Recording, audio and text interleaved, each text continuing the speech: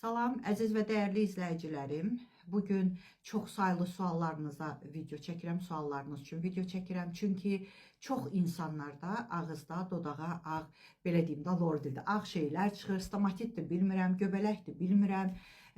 Bunların bir çox nə səbəbləri var, onu deyəcəm və ona nə gözəl, xeyir göstərən bir şey deyəcəm sizə ki, onu evdən üzməyəsiniz. Elə də bahalı məhsul deyil, ondan istifadə eləyəsiniz. Çünki bu ağza çıxan bu ağ şeylər çox incidici olur, çox ağrılı olur. Kimin ağzına heç kim deyə bilməz ki, mənə həyatım boyunda bir dəfə də olsun ağ şeydən çıxmayıb. Çünki ola bilməz bu, çıxır. Və səbəblərini indi sizə deyəcəm, əziz izləyicilərim. Amma bu başdan deyim ki, kimisə əgər açmırsa, mənim videom səbri çatmırsa, siz blok deyilən bir şey var. Blok eləyin, mənə qulaq asmayın. Zaten mən sizin üçün danışmıram. Mənim əziyyətimə dəyər verən, mənə dualar yazan, mənə gözəl sözlər yazan çox səviyyəli insanlar üçün bu videoları çəkirəm. Mənim dəyər verdiyim insanlar üçün çəkirəm.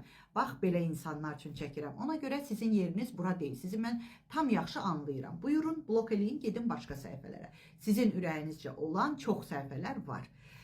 Əziz izləyicilərim, bu ağ şeylər haqqında stomatit dediyim kimi ola bilər, göbələk ola bilər.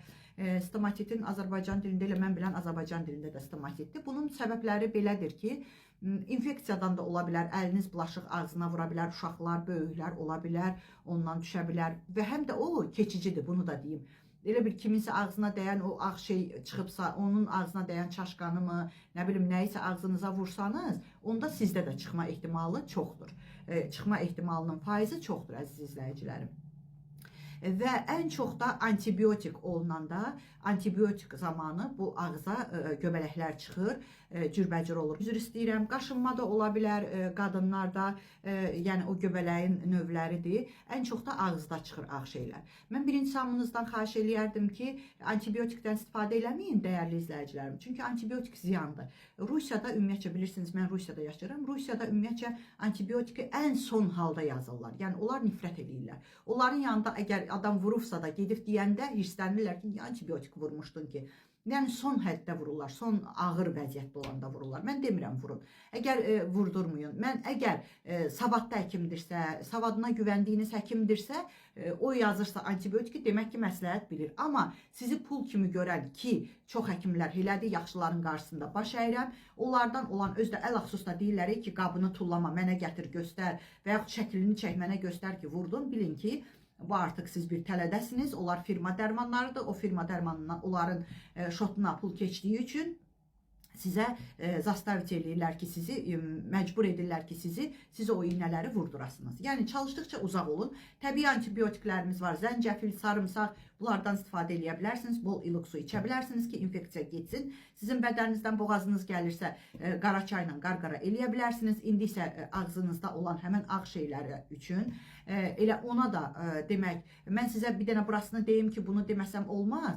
Mənim uşaqlarım Rusiyada dünyaya gəlib. İnanın ki, mənim qızımda tez-tez olardı o immunitet zəifliyindən olur.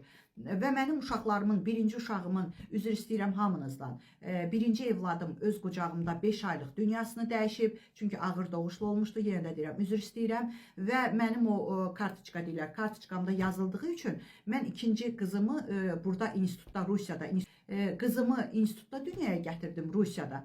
Və hamısı professorların əhatəsində. Çünki artıq kartiçkamda yazıldığı üçün ki, birinci evladı ölüb, ikinci evladımın üstündə professorlar əsirdir ki, birdən bu uşaq da ölər, onların institutlarının adına artıq pis gələr ki, institutda uşaq dünyasını dəyişib. Yəni, hər şeyin ən gözəlini deyirlər və mən oradan çıxanda adətən evə uşaq həkimi gəlir, Rusiyada yaşayanlar bilir, poliklinikadan gəlir, uşağın göbəyi düşənə qədər, ümumiyyətcə hər gün gəlir burada uşaq həkimi. Uçaskovunun həkimi gəlir. Amma mən də Uçaskovunun həkiminin hədiyyələrini verib demişdim ki, narahat olmayın, gəlməyin, mənim özümün ailəvi həkimim var.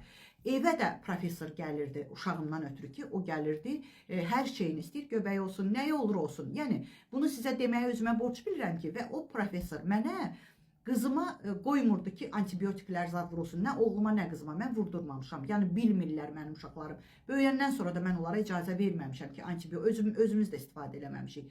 Gözəl insanlar. Hamısı türkə çarələrlə eləmişik. Və başqa-başqa şeylər deyib ki, hansı ki, onlar bunu elə, bu olmaz. və onun ağzının ağ şeyləri üçün dərman qoymazdı. Çünki o göbələk əleyhinə olan dərmanlar çox içiləndə çox pis təsir göstərir. Əlxüsusda qaraciyərə pis təsir göstərir. Bəzən olur ki, göbələk əleyhinə dərmanlar yazırlar, özü də çox yazırlar. 2 gün iç, 3 gün iç, o da qaraciyərə çox təsir edir. Heç olmasa bir dənə, heç olmasa eybi yoxdur. Nəysə, mənim üçün demək o, inanın ki, professor hər bir şey denədik. Biz qara çayla da qarqara eləyirdi.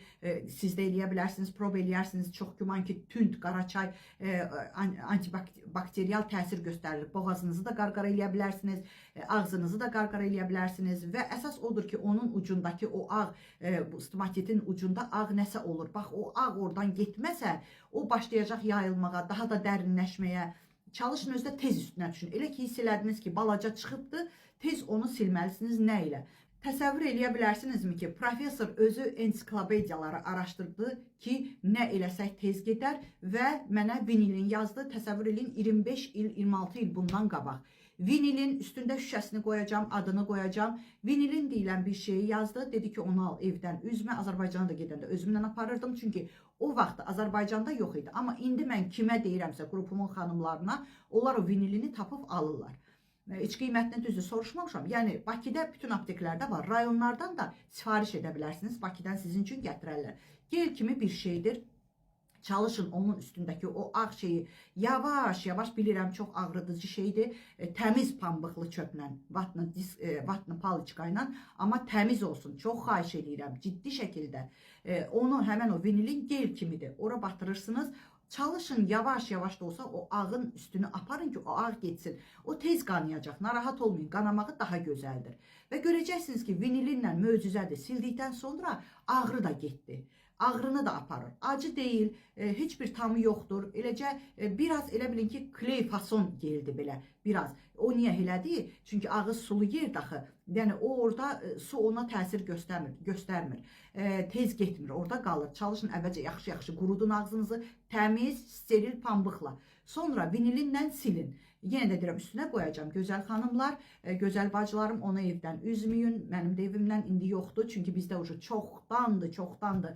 Çünki immun sistemimizi güclü saxlayırıq, antibiotiklərdən istifadə eləmirik. Amma uşaq vaxtı desəniz, niyə uşağımın ağzında çıxırdı? İmmuniteti zəif idi. Mənim qızım yemək zad yemirdi. İndi o başqa mövzudur ki, yemək yeməsi üçün nə verirdim mən ona? Onda professor vitamin də ona demirdi. Bəzi xanımlara demişəm, bir gündə o haqda bir də video çəkəcəm, bir dənə çəkmişəm, bir də çəkəcəm. Yəni, artıq mənim evimdə yoxdur vinilin, amma sizlər alın, evdən üzməyin, xahiş edirəm. Elə ki, hiss elədiniz, uşaq gəldi, dedi ki, mama ağzıma nəsə çıxıb, çalışın tez onu həmən pambıqla onu qəşəng birinci quruluyun, qupquru olsun, dodağı çəkin ki, quru qalsın, vinilinlə silin. Ondan sonra su dəysə də heç nə olmaz, narahat olmayın.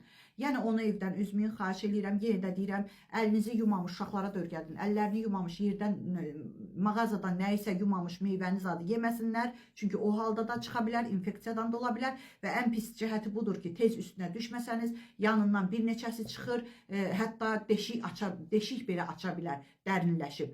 Yəni, bu dərəcədə özünüz də bilirsiniz ki, nə qədər də ağrılı şeydir. Bilirəm ki, çox ağrılı şeydir, çox incidici şeydir. Mütləq tez üstünə düşün, gözəllərim. Bütün videolarımda çalışıram ki, vurğuluyum. Yeməklərinizi dərman kimi yeyin ki, sonra dərmanlar Allah göstərməsin, yeməyinizə çevrilməsin. Bir də onu deyim ki, Məryəm xanımın bütün qızıl qaydalarını bilmək istəyirsinizsə, 3 dəfə sağlam yeyərək arıqlamaq istəyirsinizsə, qəbizlikdən, köpdən, qarnım gurulduyur, Məryəm xanım, qonaq gedə bilmirəm və yaxud yekə qarnım var, Məryəm xanım, nə geyinirəm, mənə yaraşmır, istəyirəm mədəm, qarnım olmasın, istəyirsinizsə, cəmi bircə dəfə 20 manat ödəyəcəksiniz. Hər ay yox, bir dəfə. Artıq Azərbaycana səs salmışam, çünki xanımlar öz xoşbəxtliyinə çatıb, bütün oxuduğum kitablardan onların həyata baxışını dəyişdirmişəm ki, evdə söz-söhbət ola bilməz, çünki ruzi qaçırır söz-söhbət. Yəni, sizlər də istəyirsinizsə, Məryəm xanımın bu pozitiv enerjisini, dini rituallarını öyrənmək, dini sözlərindən ki, pozitiv enerji səhər-səhər öyrədirəm o xanımlara, artıq hamısının həyatı dəyişib.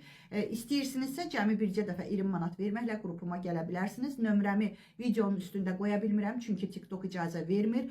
Əslində profilimdə var, amma bəziləriniz tapa bilmirsiniz. Ona görə səsli şəkildə deyirəm əzizlərim. Demək, üstəgələk vacibdir. Üstəgələk yazırsınız 7 901 288 26 94. Əzizlərim, ödənişli reklamlarınızı da mənə həvalə edə bilərsiniz ki, minlərlə insanlar artıq bilirsiniz ki, sizin Məryəm Marişanız Azərbaycanın sevimlisinə çevrilibdir.